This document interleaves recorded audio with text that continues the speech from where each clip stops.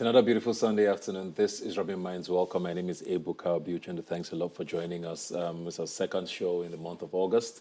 The year is fast going by. The coronavirus is still very much out there, which is why the year feels as weird as it is. Yes, December is fast approaching.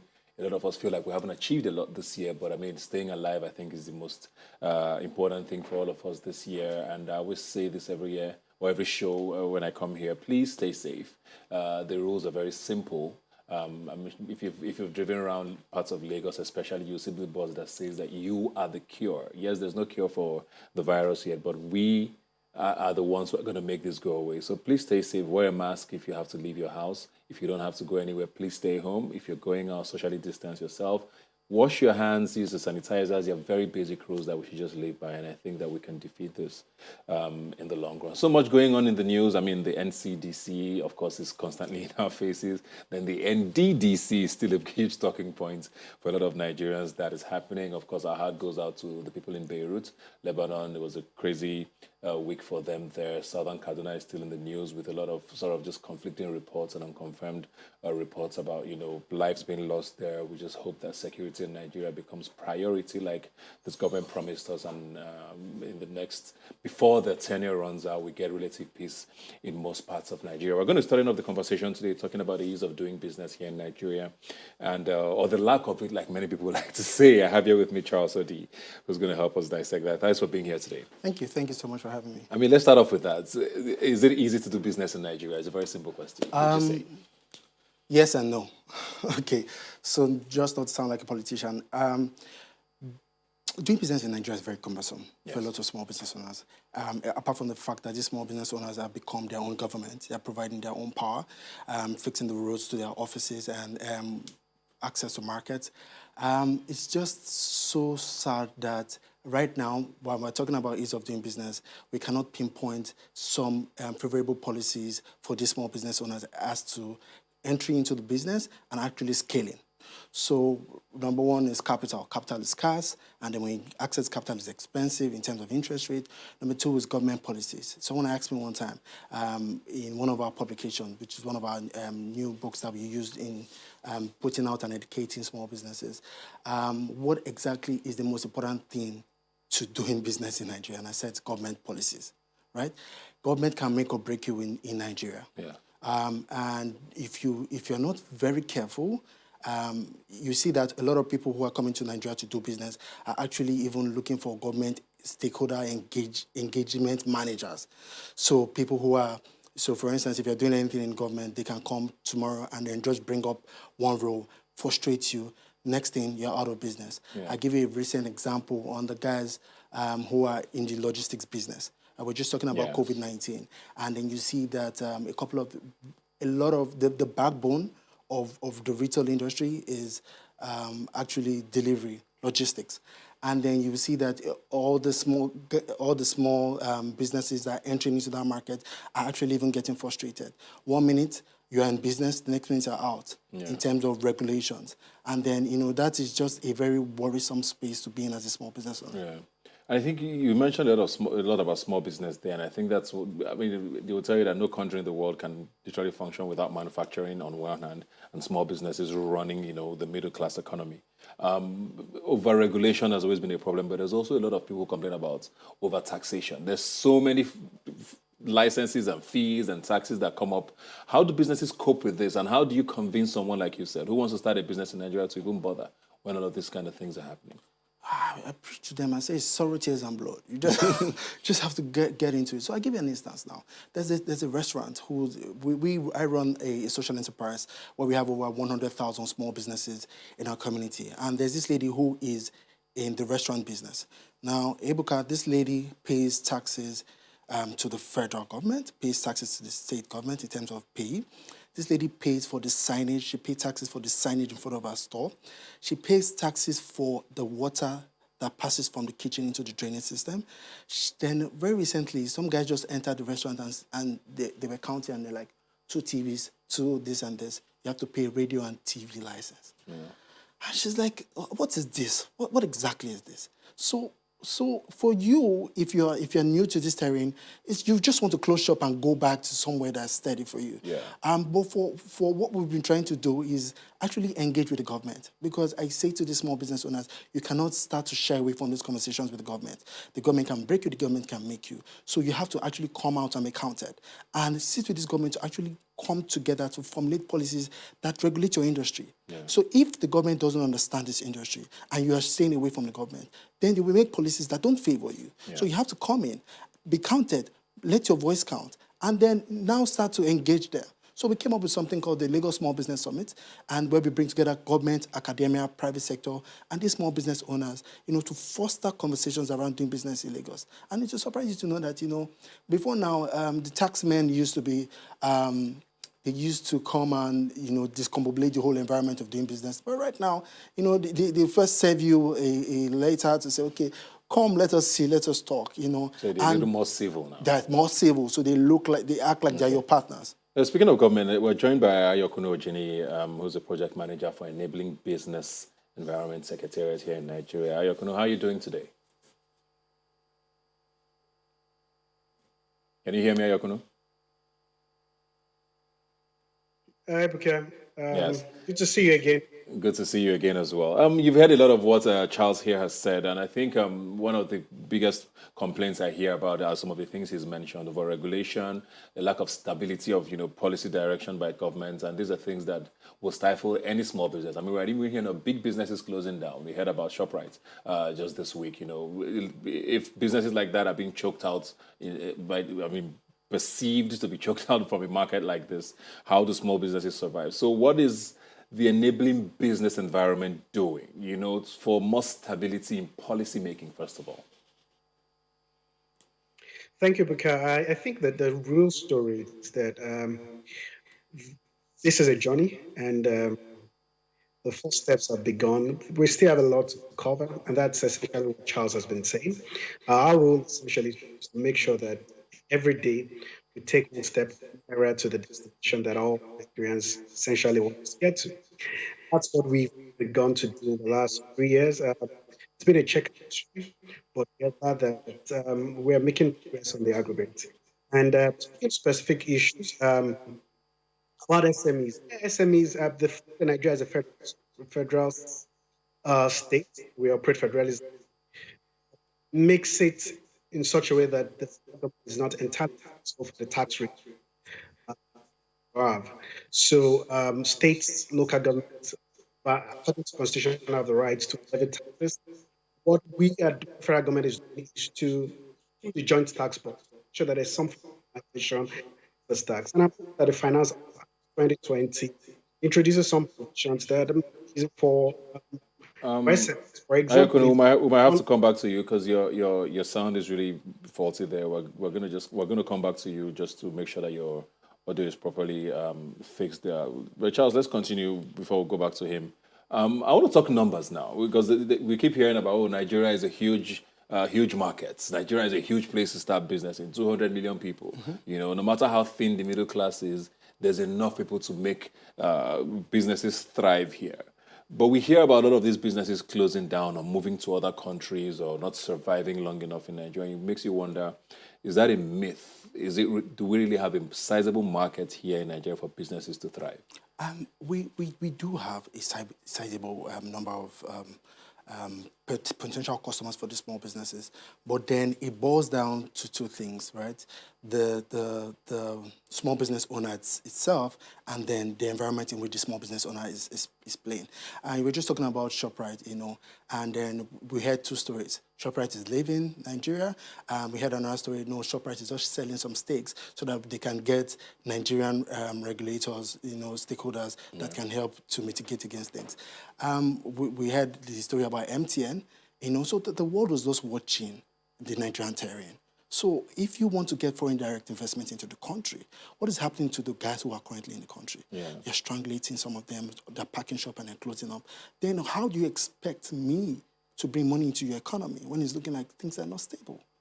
So, I mean, if We saw what happened with the Go-Karter and the Max and the other guys. Just one policy, the government can break everything that you've tried to structure. You would not want to put a lot of money there. It's like testing the waters with 2 feet. You know, you want to see if it's stable and see what you can get out of it quickly before it crumbles. But if the government can actually now start to be your partner as a small business owner, I'd say I was in our last conference, I'll say an unprofitable business cannot pay taxes, no matter how you flog the business. But if you partner with me to make sure that I am profitable, to make sure that, you know, there's capital for me to thrive, and then when I'm not thriving, you're not trying to run me out of business. So that's what I'm asking. The people who, I mean, the argument is always, well, you guys are making enough money anyway as businesses because Nigeria has a market for it. So you can never necessarily pay too much tax back to government. So are you saying the market is not that healthy or not that buoyant or not buoyant enough for the returns to be made? I mean, so it depends on what it is. What it is you're selling. But I know that by the day, the purchasing power of the average man is reducing. So if you're selling luxury products, we're seeing in the news luxury organizations shutting down and tourism, you know, on hold, hospitality, the government is trying to see what they can do. You know, all of those things are uncertain. But in terms of the fast-moving consumer goods, what are the sausage rolls that you sell on the road? You know, those things are moving, and they're moving in numbers. So if you look at those books, and then you can't really even tell if someone is making money until you see the books. Right? It might look like, oh, they're declaring a lot of profit. But at the end of the day, you just look at the cost of doing business, providing power, providing infrastructure, paying your people, then your own government. All of that thing is reducing the cost of doing business and running a business in Nigeria.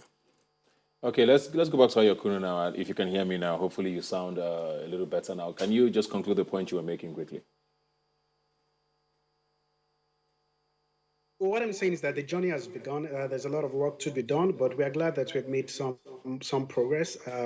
Recently, in 2020, the Finance Act that was introduced gives exemptions for businesses that have turnover less than 20 million. In other words, if your turnover is less than 20 million, you're not expected to pay taxes. And that's the first time that would happen in terms of having a minimum threshold for business. And if you have a turnover less than 100 million, your effective tax rate drops to 18% as opposed to 30%. So they're mixed bag. It's a mixed bag of fortunes. But what we're glad to notice that innovations like online incorporation of business that wasn't so 3 years ago, or even with the new amendment of the Company Allied Matters Act, are some of the stories that I would like to project and let Nigerians know that the journey has begun. It's a long way from the destination, but we are happy to note this progress. Speaking specifically about the cases of the shop rights and all of that, the information there it's a bit scanty. But what we know is that what is factual is that the shop right has been sold to a Nigerian investor, and that's a story that I think we should celebrate, that the Nigerian company is taking over a foreign company. And, that's the story. That's what we would like to concentrate. The issues are there, but these rays of hope make us confident that the future can only... Okay. Just 2 things I want to talk about. I mean, 2020 is such a unique year for everybody. It's not the kind of year anybody expected, but especially for businesses. Some businesses have still not even opened since March. We're in August now, going on September, and some have not literally had any business since March. A lot of countries around the world have sort of put incentives out there to help small businesses thrive. But in Nigeria, we're hearing announcements here and there about increments in taxes or, additional, fees and licenses to be paid for certain things in a year when businesses have not made any money. It almost looks like, there's a collaboration between governments and COVID-19 to make sure businesses do not thrive. It's very hard for a lot of people to understand, why is government not trying to make 2020 viable for businesses, especially small businesses? We can leave the shop rights and all of that. Those are bigger businesses. Talking about small businesses, what is government doing in a unique year as this to make small businesses thrive? Thank you, Ebuka. As you noted, this is an unprecedented time in history, and everybody's grappling with the changes, and even government is also learning how best to serve the citizens and businesses at this time. But what I should say is that policies have started coming up that address some of the concerns of businesses. They may, I mean, given the fiscal position of the country, government might not be able to do as much as with citizens. But we should note that the NASA, for example, has given 50 billion naira in loans to businesses. Of course, a lot of people would say that who are the people getting it? But I should say that the beneficiaries who have been credited are some of those people that you can have as testimonials to what government is doing. The economic support sustainability program of the federal government is underway. It has only recently kicked in, and we expect that in the coming weeks we'll begin to see more tangible impacts in this area. Of course, there's a lot we need to do with taxes, and like I said, I mean, Charles had mentioned earlier about the issue with NIPOST. Again, we are glad that government has listened, and it's important that citizens continue to engage. He also mentioned that the small business summit in Lagos, for example, after that summit, we see that government in Lagos State has become more responsive and more civil. So that engagement part is something that we as citizens must not let down on. As we speak, people in government will also listen, and policies will be adjusted to reflect the realities of the time. So what I would say that we should give it a couple of weeks. We'll see that some of the support that the economic support program has outlined will beginning to come into force. One of the challenges with SMEs, and I think COVID has also underscored the need for Nigeria to have the right data, support for MSMEs, which, I mean, the last count from the Sweden statistics shows that we have at least 37 million MSMEs in Nigeria. Getting to know them, getting them organized has been a challenge for government, and I think this current pandemic has made it more important for governments to also be able to enumerate this business so that the right targeted support can be extended to them. Charles, you were shaking your head there when he was speaking. What was? So, just like I said to you earlier, the government actually has some plans in place, right? But it's the execution that's the problem, and then lack of transparency. The CBN announced a 50 billion intervention fund. In 3 months, less than 3 months, you come out to say 49 billion has been disbursed. 80,000 families and households have accessed this money. Now, we have a community of over 100,000 small businesses, and I can tell you that none of them have actually accessed these funds. And all of the people that actually applied for the funds sent emails and got no responses back. Now, this is supposed to be an intervention fund, right? Let's take a primary school, for instance, right? The school has to pay teachers. The teachers are home, and they need that intervention for their families. And if the intervention is not coming timely, would they be alive later on to actually feed their households, especially when we understand the hunger in town? Yeah. Secondly, what is this SLA? I apply for this thing. Can I track it? Can I know what's going on? Thirdly, who are the people that have access? Who are the 80,000 people? Are these the people that the fund was meant for, the intervention fund? Are they the people that the funds were meant for? Because if they're the people, how were you able to get these people in less than 3 months, 80,000 people? So are these the backlogs of the people that have applied before the COVID-19 came that you just, gave the funds out to? So these are the kind of questions that you ask yourself. It's fantastic, it's phenomenal, 50 billion naira, but what is the process? What is intervention? Yeah. So, I don't know. I need one sentence from you now before we go, because we need to go on a quick break. I mean, there's a lot happening. COVID-19 is happening. Small businesses are complaining over taxation, over regulation. Yeah. The dollar has gone crazy. Encourage me as a small business owner to be optimistic about the future in one sentence. I think what I should quickly respond to Nersa is that there was actually an online application the businesses apply. We need to go very quickly. I don't work for NASA, so I'll be able to give the exact. Yeah. Right. So I think we should just keep the hope alive. Let's stay in touch with government, and I'm sure that the packages outlined will begin to touch us. Thank you very much, Ayokuno. Thank you very much. Charles, we can only keep hope alive. That's literally all we have. We're going to take a break now and be right back. Please don't go away.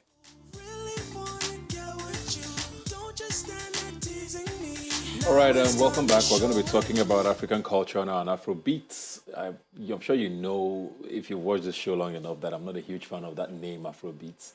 But we are going to be going with that and talking about, how much of a global domination that African music and Nigerian music in particular has become in the last couple of months and years. Beyonce has tapped into it, Diddy's tapping into it. We're having all of these features. Drake, a lot of huge artists from Hollywood and the diaspora seem to want to have a piece of the pie that is Nigerian music. So we're going to be talking about that and how exciting or conscious or cautious we should be about this new sort of spotlight on us. And I have you with me, Adebantu. Thanks for being here today. Thanks for having me, man. No better person to be talking about this because you understand this, how this works. You've worked internationally, you've worked locally, you know what this could become. And a lot of the conversations I hear a lot of people talk about is this has happened with Jamaica before, when reggae and raga and then dancehall became a thing, and every American artist wanted to, feature one person from there or be a part of that scene. And then it now looks like it was a phase because everybody has moved on.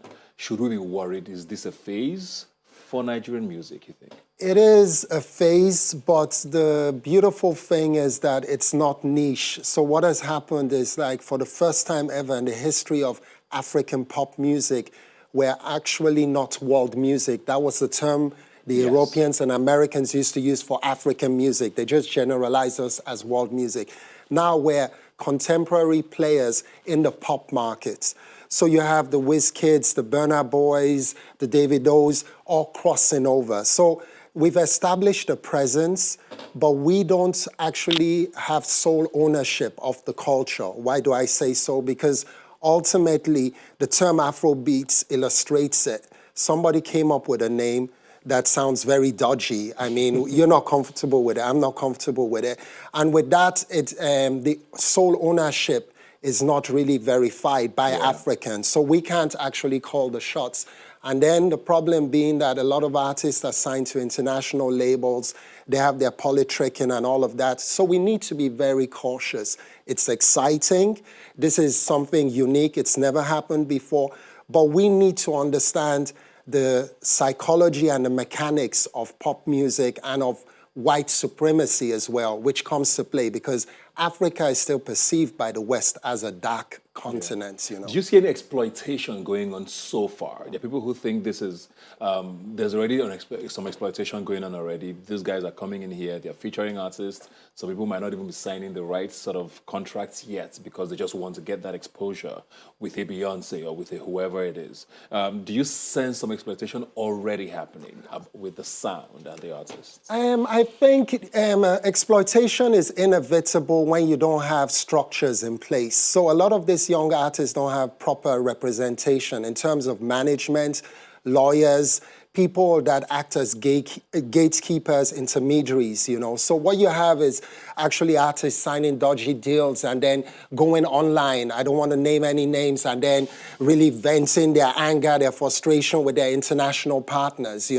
So that shows that there's some form of short-sightedness that comes from the artist's perspective, which is understandable. A label in New York knocks at your door and says, hey, we want to sign you for a lucrative deal. The numbers look good.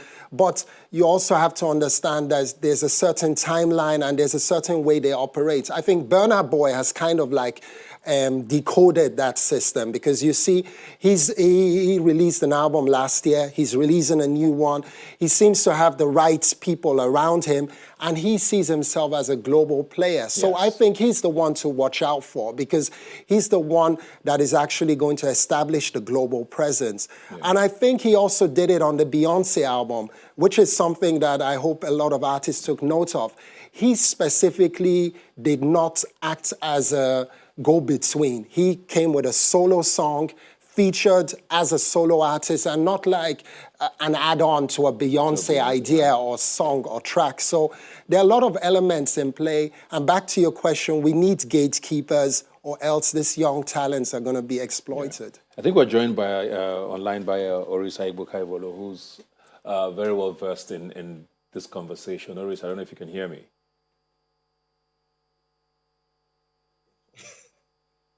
Hello, Oris. Hello. Yeah. Can you hear me?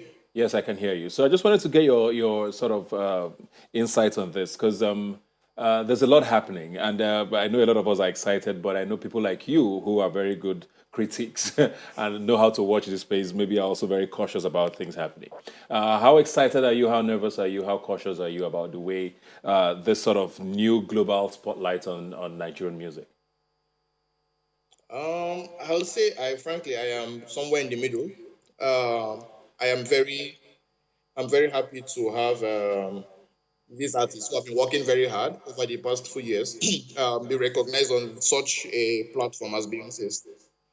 But I'm also wary about about ownership. Yeah.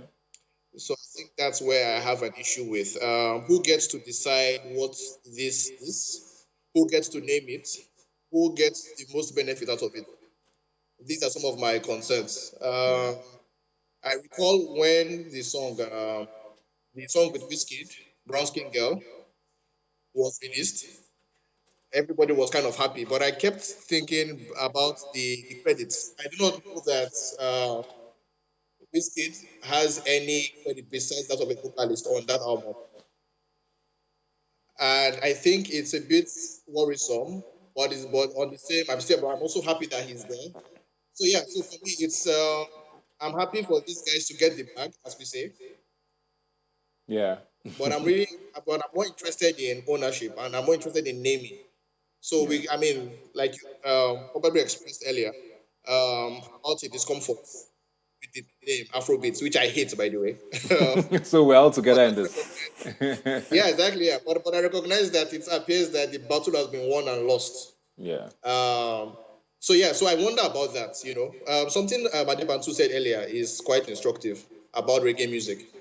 Um, Essentially, when reggae was pretty much coming into the West, they had to pretty much mix the sound.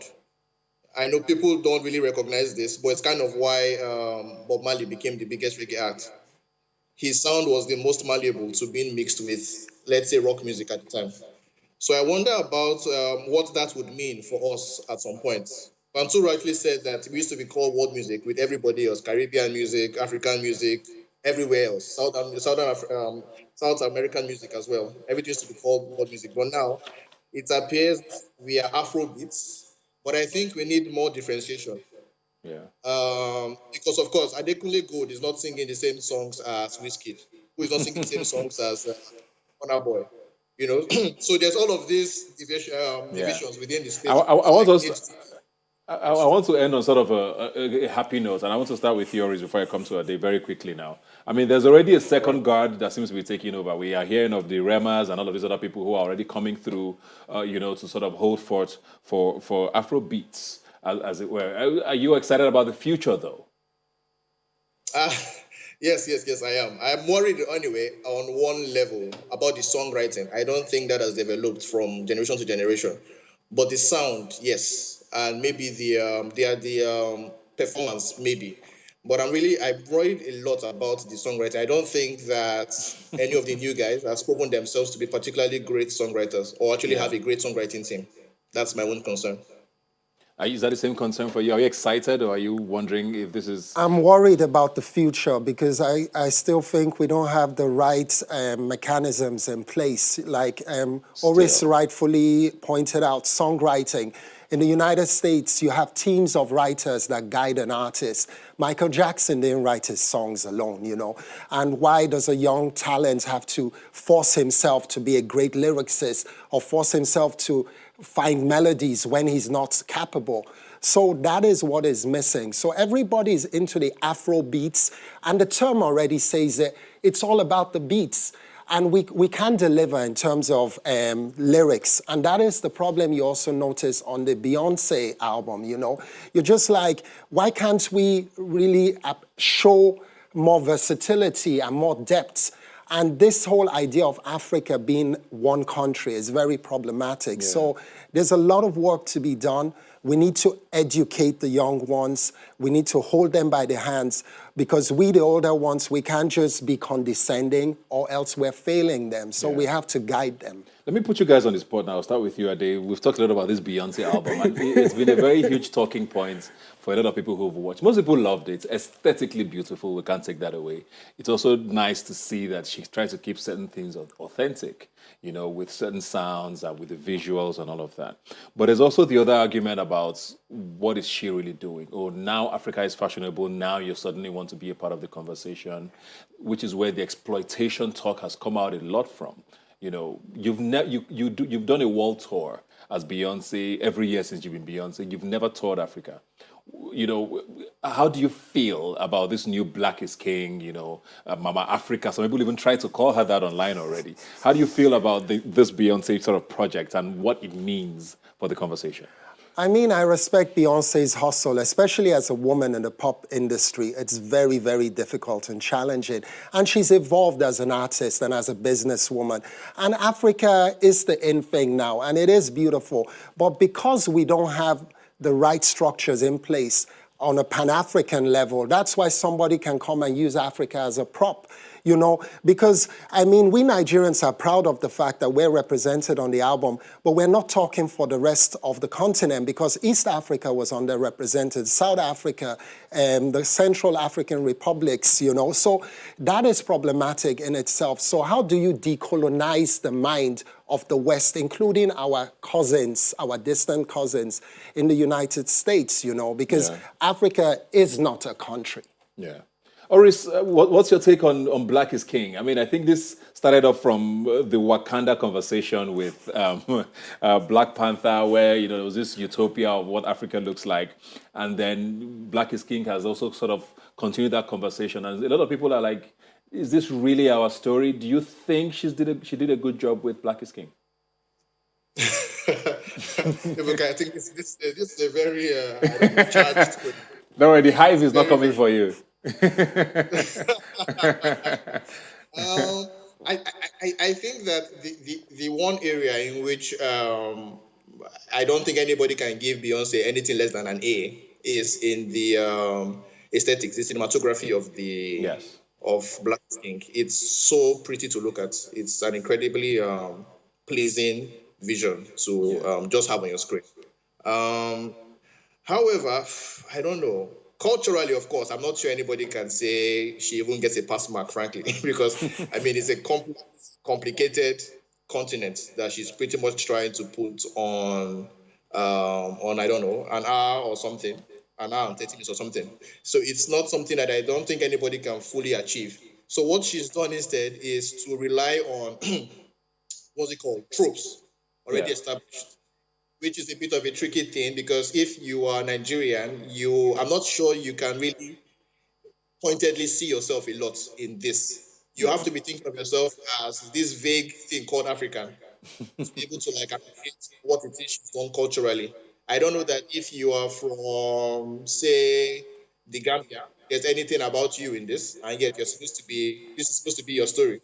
So so culturally, I don't think so much about it, but I think it's such a great thing to look at. And even in terms of the music as well, everybody seems to forget that when the album came out last year, after a few weeks, it was pretty much out of the discussion.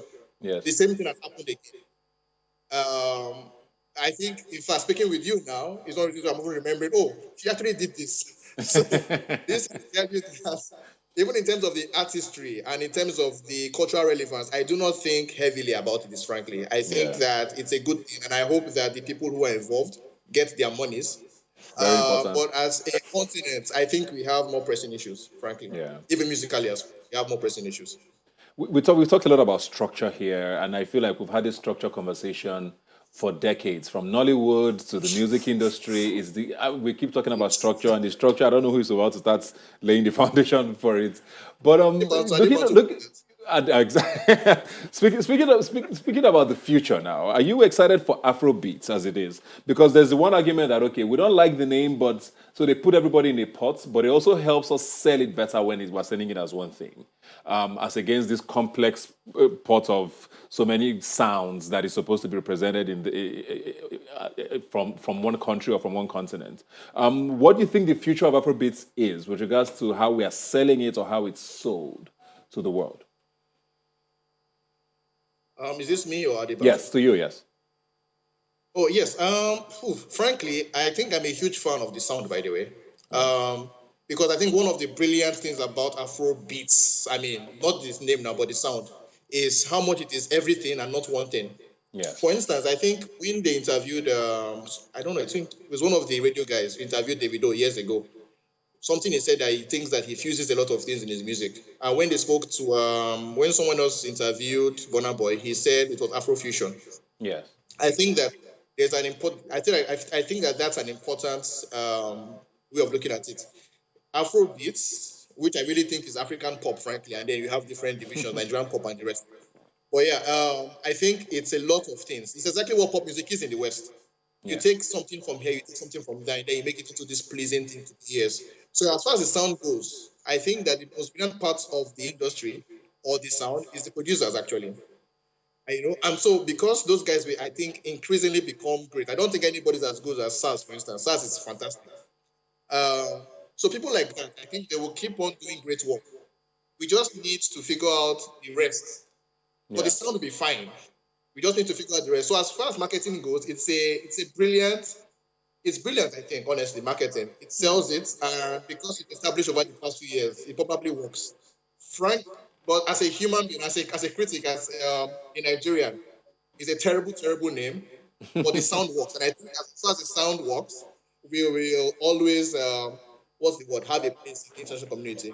Yeah. Adebatu, I mean, isn't it easier to sell it as one product? I know we're talking a lot about, it's not one sound, and you're a huge fan of alternative music. Yeah.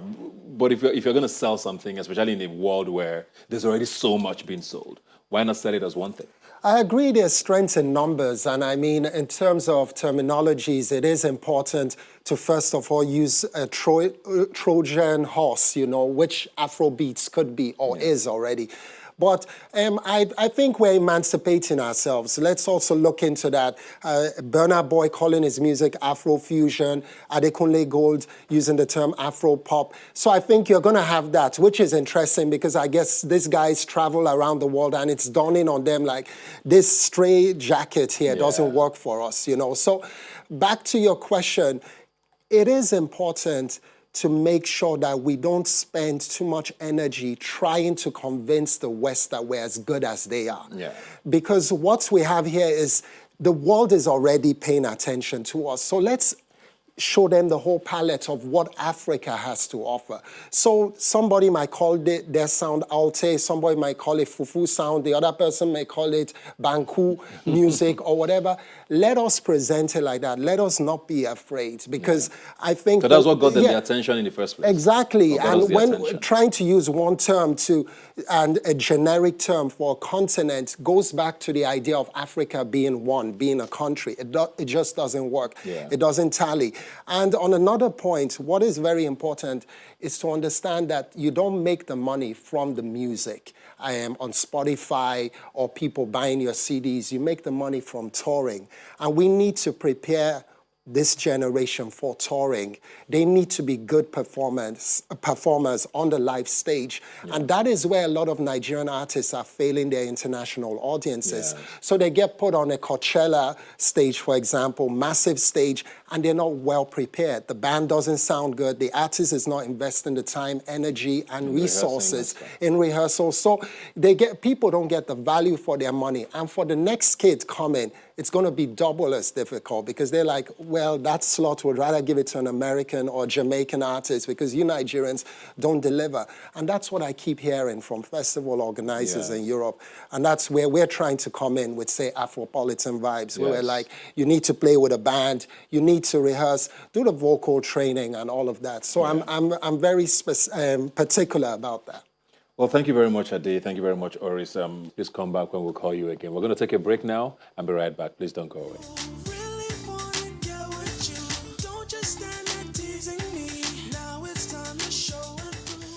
All right, welcome back. I'm being joined here now by an amazing vocalist, someone who burst into the scene with an amazing song and has continued to stay relevant in the game, Victor A.D. All right. Oh, no. I do all right. How are you? Thanks a lot for being here today, man. You know I'm a huge fan. I don't need to remind you of that, man. How's music treating you? How are you enjoying the music industry? Because, I mean, you came out with, you had been doing music for how long before Waiting We Gain? Okay, a couple of years, I guess, 10 years, I guess. Okay. And Waiting We Gain was when? Okay, Waiting We Gain was 2018. 2018. Yeah, that's May. So you had been in the industry for about 5, 6, 7 years before that, you're saying? Not like in the industry. Not actively? Yeah, not Okay, actively. just doing music yeah, on I was the doing side. music, yeah, because I was like a lead singer of a band. Okay. I was moving from like one band to another. Then before I created my own, like the Red Eye band, and from there going for shows and all that. Yeah. Were you surprised at how people received the song? Waiting We Gain. Yeah. Not like actually surprise, but I never knew it was going to be that big, Yeah. or even if I knew it was going to be that big, not that fast. I thought it was going to be like a slow build, because I've actually tried this fast process of where we say, you know, remember how we watch movies and things just happen within an hour? I've actually tried those ones and it didn't work. It didn't work. So Does that put a lot of, or did that put a lot of pressure on you? Because there's always the talk of, oh, if you have such a monster song at the start of your career, you're always now trying to match it or surpass it. So is it a good thing, or is it working against you? okay, the thing is that I'm this kind of person. I'm a laid-back person. I'm not in any. There's no way I can be in any form of pressure or something. So I'm not like I'm in a competition with myself. I just do good music and let it out the way it is. I think there's different music for different set of people. So the people who Waiting We Gain that's touched them. So the next moving on and all that. So you've never tried to say, okay, this is what works? Because I mean, as an artist, it's inevitable, and as a human being, if something works, yeah, you would naturally sometimes say, okay, let me give them a gain on this side. Do you ever think about that? Okay, the thing is that I've actually done like different sides. But fortunately for the motivational part, and there they walk past. Yeah. So you get my point. So I Yeah. don't really think I asked that because you have a new song with Pato Rankin called My Prayer or something. yeah, prayer request. Prayer request. And Waiting We Gain was also kind of a prayer. Yeah, prayer. And there's a belief that, oh, you are constantly trying to give us that whole Baba God, a day here, come bless me, you know, sort of vibe, because you've seen that worked. So is that what's happening when you do this kind of songs not going because forward? I see that. The thing is that I just vibe with the way I feel at the moment. There's a song I dropped, Fact, although it's not as big as Waiting We Gain, but it got to an extent, you get my point. So that's like a love song, you get. So me, I just work with my mood, and I work with, at that point in time, waiting this up or how I feel. Yeah. How tough is it to do music in Nigeria? It's tough. Because there's new talent every day. The sound continues to evolve. Yeah, it's tough. It's tough if you want it to be tough, but it's as easy as it can be. Yeah. If you don't put yourself in that spot. So you get my point. If you just do good music, I'm more concerned about doing good music. I don't know how people define hits. I don't know how they do this one. I'm not the trend. I'm not the trending kind of guy. I'm an old-fashioned guy when it comes to. But is that a good thing? I don't. I believe in that content. Where I'm okay with it as long as I'm okay and it makes me happy, gives me inner peace. That's what's most important. Yeah. You didn't start off in Lagos, did you? No, I didn't. Where were you before Lagos? Worry. You were in Worry. Do you feel like, because there's always a conversation of there's a Lagos sound, you know, you have to come to Lagos to blow. You have to come here and sort of join the mix to be able to be recognized well. Do you think that has been a problem for you, where there's a sound that people are used to? I mean, we talk about Afrobeats a lot. We've talked about it on this show as well. It's something that is the sound that people like to hear. Do you feel the pressure to align to that sort of sound? No. At first, let me say before Waiting We Gain, I probably might have felt that way one way or the other. But after Waiting We Gain, I got to realize that there's almost like a zero sound. No Lagos sound, no worries sound. Everybody can vibe. Just do good music. Things can change at any time, because I could remember during the time of Waiting We Gain, it was shaku all over and everybody was, and I went to several places. Bro, I got the music for you. Say, no. If it's not the fast vibe, we don't want to hear it. But then again, after all said and done, it still became what it was, There's a lot of new artists coming into the game now. We have the Remas, Omale, Chike, you know, doing their thing. The turnover of Nigerian music artists is quite quick. Do you already feel the heat from the new guys coming behind you? When you say heat, what do you mean? I mean, there's new people in the scene. There's 19, 18, 17-year-old guys who are doing music now. Is there pressure from them, you think? No, I don't think there's Yeah. any pressure from them. I'm a fan of good music. Yeah. And I think it's actually better when we get to hear like good stuff from like It inspires Omale. you. Yeah, you get my point. Yeah. It inspires me, yeah, because this is actually a movement. This is not a musical competition in Nigeria or in Africa. It is for some people. Okay, I don't know. You get, this is like, is we putting Africa in the map. Yeah. And for us to put Africa in the map, it's not just for Victor Eddie alone. Yeah. It's not for Whiskey alone. It's not for Davido alone. Neither is it for Patoranking or any other person Yeah. alone. How do you Get- define your sound? Okay. What do you call your music? Funny. Because to me, sometimes it sounds like gospel. Then it's a bit of, I don't know. What do you? Okay. It's not gospel, but it has a vibe. Okay, I'm not Do going. you have a label for it? I'm not going to lie. I don't have a label for it yet because I'm not going to come here and say it's Afrofusion or it's Afrobeats. You get my point. No time to fake it, but I just vibe for now. Maybe with time I'll get. So anything can inspire you, is what Yeah. you're saying. Is it? Sometimes I really get it, but most of my inspiration comes during conversations. Yeah. Yeah. You don't think it's nicer to have a direction? Do you think you might come across as this guy never knows what to do? So if you just do you ever worry about that? No, I'm not worried about that because good things actually takes time, and you can't. Nobody has actually woke up from one place and say, this is my kind of sound. It's consistency of it and where. So I Yeah. believe that's going to pave a way for me. Yeah. What would you like to see differently with the music industry in Nigeria? What I would like to see, I would like to see us putting Africa in the map instead of putting you individually in the map or you as Okay. an artist in the map. So you think artists are sort of making it an individual race as against? Yeah. So how do we do that though? How do we do that? I don't know. How we do that is when you don't see a fellow artist as a threat. Okay. Rather, you see it as a movement. Since you are doing well, that means it's a plus for me too. So if they are talking about Patoranking, we can actually add Victor to it and say, Victor for this side, Patoranking for this side, and everybody. Because no matter how it is, in the Western world, Michael Jackson feel the rain, Beyonce the rain follow him, Rihanna the rain follow him, everybody with the rain at the same time. No competition or no pressure from anybody. Yeah. Okay, in the music industry now, there's a lot of these guys who are seemingly crossing over. Are there people you would like to work with in the industry that you haven't yet? First of all, let me start with that. Okay. Okay, I think I would like to work with Brimo. Okay. I've not done that yet. Then outside Nigeria, I'd like to work with Jay-Z. Is there anybody you've tried to work with that turned you down? You don't have to call the name. Turn me down. I don't think so because I'm not the kind of person. You've not reached out to.